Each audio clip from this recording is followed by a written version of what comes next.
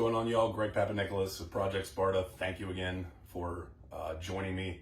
We're going to be talking about metabolic adaptation on my illustrious whiteboard behind the ever so dated wood panel 80s basement wall. Any other accessories I'll figure out later, but for now it's just the wall. All right, so metabolic adaptation, what is it? Metabolic adaptation is basically in the name, adapting to how many different things you're doing with your calorie intake and how your metabolism is adjusting to that intake. So I got calories here and time, and I'm gonna just take the average of 2,000 calorie maintenance, what we normally would look at as the average of a human being. Now, obviously some people are gonna be lower, some people are gonna be higher, just depending. But, you know, let's say we're starting out in that maintenance phase, and generally what we're going to do is someone wants to cut weight. If somebody wants to try to lose weight, what they're going to start doing is going down in a deficit, right? They're going to start moving down in that direction of calories downward. So let's just say, for the sake of argument, somebody dials it down to like 1,500 calories, like we're here. Okay. So once we get down to 1,500 calories, we might see a little bit of weight loss there, but then we're going to plateau, right? We're going to plateau because we're not doing anything other than staying at that 1,500. Now that this was our deficit after moving down from 2,000 calories, now it's become our maintenance after a week, 2 weeks. So what do you do when you start to feel no results and nothing's happening? What is the thing that most people do? Well, I know from my experience, women are going to want to move further down, okay? So let's say they move down to 900, where I had it set here earlier. 900 is really low. That could be considered super duper low restrictive. But now that person is set at 900 and they started to make a little more progress after they dropped from 1,500 to 900. But then another week goes by, 2 weeks go by, nothing happens. They're like, what the hell? Why am I still not dropping even though I'm staying at a pretty low, new maintenance level? So now 900 becomes the new maintenance level. And so we keep thinking about dropping and dropping and dropping, and that's where the problems begin. So now what was previously our maintenance levels, or what was actually our deficit, has now become our maintenance. So we keep readjusting and readjusting. But see, when you keep dropping, this is what causes the array of all those issues that I've been talking about for so long. Downrating the T4 to T3, that's thyroid. All kinds of metabolic resistance and disorders that happen. Your hormones go awry. There's a lot of hormonal imbalance that occurs during this time period. So you're gonna see a lot of these changes in the negative. So in essence, metabolic adaptation becomes a negative when you start to do this. Now, I wanna say that over time, in a short period of time, this is fine. Like if you're doing it for, a quick weight cut, that's totally fine. But the problem is we've become so adjusted to that and that culture of dropping calories all the time that it now becomes chronic. We're doing it and we're extending it over long periods of time. And this is where it affects us most, because this is where we start to have all of those things happen that, we think are, oh, well, if, this is happening to me now, what's going to happen to me later?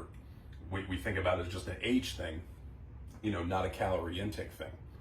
So another factor is BMR, okay, which is your basal metabolic rate. What this is going to do is basically going to follow the same path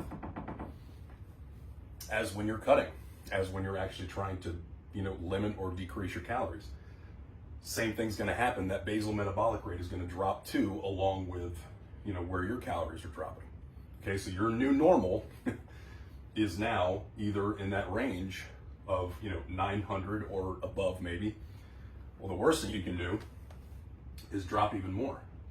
Okay, I've seen people do this. Now, that's the thing, is when people start doing this, they're going to notice there's going to be some weight gain. Well, guess what? That's not coming with the calorie intake. Your body is saying, why do you keep dropping me to these new maintenance levels? I'm barely able to supplement what I'm doing now. I'm upping my cardio, I'm doing all this stuff physically, and I'm not taking in enough calories to supplement that. So the body is reacting negatively to that and fighting back.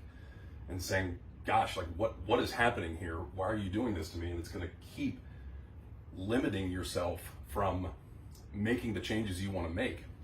So, and also the thing that occurs here is when we reach that low point, when we reach, 900 calories or lower, then we're going to say, all right, well, now I've learned my lesson. I can't go any, lower. Now I'm going to start moving back up.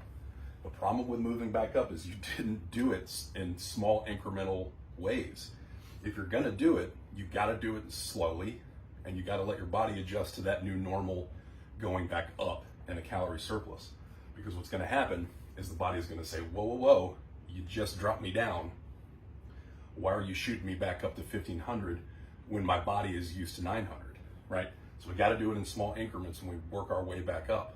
That's the patience that has to occur in the process of going back up into surplus. They call it reverse dieting after a big weight cut. So these are a lot of the important factors that you have to take into consideration when you're starting to diet down. When I work with clients, what I'll do is I'll adjust it to where their maintenance levels are first, to what they're normally used to intake, looking at their basal metabolic rate and deciding what direction we want to go in as far as what their goals are. If they're looking to put muscle on, we're obviously not going to be moving down in a calorie deficit. We're going to be moving up. Okay. If they want to burn fat, same thing. It just depends on what their maintenance calories are, excuse me, and how low they're actually going in the first place. So I'm not going to be dropping them down any further than they need to go, right?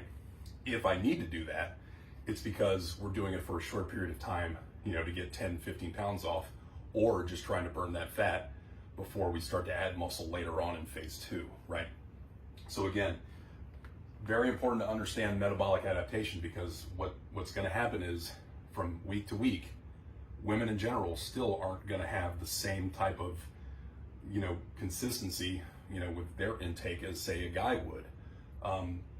Women are hungrier during different phases of the month, right? I've talked about that in the past before. So that's going to dictate a lot of the changes that we see, as far as how much we're taking in from week to week. We could do a lot of interesting things with carbs, fats, and proteins around the time of each, period of the cycle. So again, guys, understand that this stuff, it's going to really make a difference, just knowledge base for you when you're starting to diet down. Remember that every new deficit, every new set that you go down and establish, whether it's 1500 or 900 or whatever number, and you stay there for a little while, remember not to drop and drop and drop so quickly, right? Because we need to see that whatever maintenance level you put it at, it's doing its job.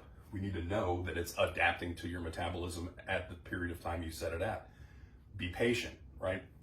So again, when we go that low, that's when all the problems occur. The metabolic resistance, the metabolic disorders, dropping from T4 to T3, thyroid issues, all of it. So pay attention to these things. I'll expand on a lot of this stuff, as we go along, and a little more of this kind of stuff for other seminars and things like that. But I wanted to get the baseline of what I'm seeing with a lot of people when I'm talking to them in the DMs about, what's going on with their calories and their nutrition and diets and things like that.